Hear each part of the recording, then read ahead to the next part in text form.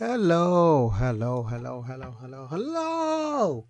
Wherever you are on this sensational world called Earth, I hope you are having a transcendent day, evening, or night, wherever you happen to be located. Today, my topic is a specific topic in Blender for the 3D enthusiast. I have a 3D printer. I have several 3D printers. My application I use to make my 3D prints is, as you can see right in front of you, I use Blender. Now, in the past, if I had a complicated object with several scenes or several objects in it, I may, how you delete one, then you save it, then save it to an STL file, then I bring the other one back, save that to an STL file. I discovered a way that you can print everything, all your separate objects in a 3D printer. May take a couple hours, but it's still better than it still saves you some time overall because you don't have to go back and save your stuff in multiple STL files. The main thing is that all your objects have to be on the same plane. Yeah, mathematically, they have to be in the same plane. So if they're in the same plane, that means they got the same flatness level. I'm going to give an example right here with some simple object in Blender. I usually like to make something, but hey, I just use the native meshes. I have a cylinder here, then a cube here. And you can see this simulate me having one of my objects on top of the other. Now, when you print, you can glue them onto each other with special glue. But if you want to print everything out, both of them out, it must be on the same plane for the 3D printer to recognize that. Because if not, it's going to make the one that's more. For instance, if I move my cube, if I move my cylinder, the cube, as you can see, is closer to the build plate. So that's going to be my main object. So if I try to print this out, the cylinder is going to be printing in the air. And if you put a 3D printer, that's basically impossible. It's not going to print in the air easily. So we need to have it on the same plane. Here's a simple technique. It's going to be a quick video. First, I'm going to click on, and you can see both of them not on my X, Y, Z plane. You see that? You see my Y, X, and Z going up and down. They're not nowhere on that plane. So I'm going to put both of them on there. So first I have the cube highlighted, so I'm going to start with the cube. First, we're going to go to edit mode.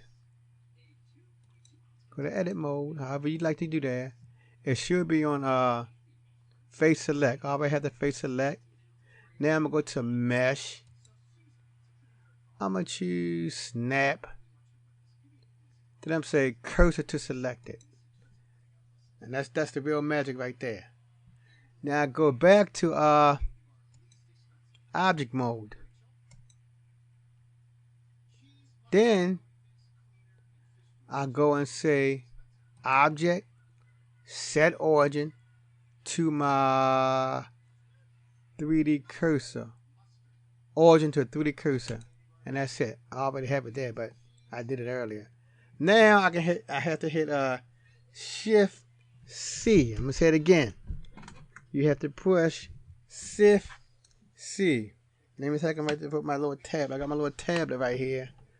For those who the visual learners, you have to hit. Let me see if I can write. I hope I can write. Shift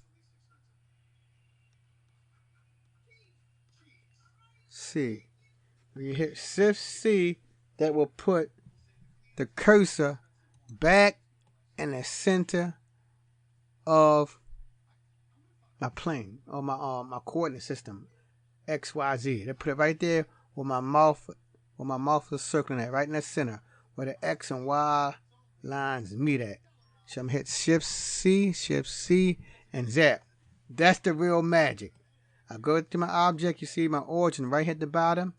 Now I can hit Shift S, selection to cursor, zap. is there. Now I can, now you can easily move it on the y-axis or the x-axis. I move it on y. I'm gonna hit. I'll go up and do the arrow. Move on the y. Okay. Now for the other one.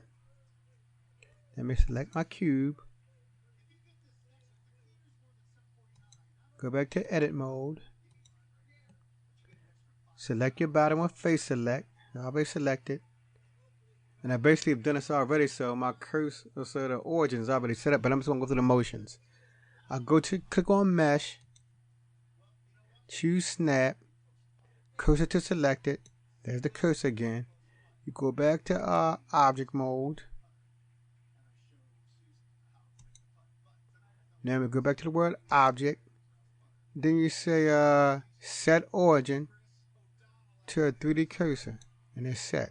Now in the Hanging of Magic, the main part, put the 3D cursor right back at the origin point. So I hit Shift C, Shift C. That's the main thing. Now with my object selected, I can hit Shift S and selection to cursor. Zap, and you see right there, looking at them, both of my objects are on within that same plane. Let me illustrate that. Hold on. I'm going to go to the top view. Top. They basically are within this plane right here.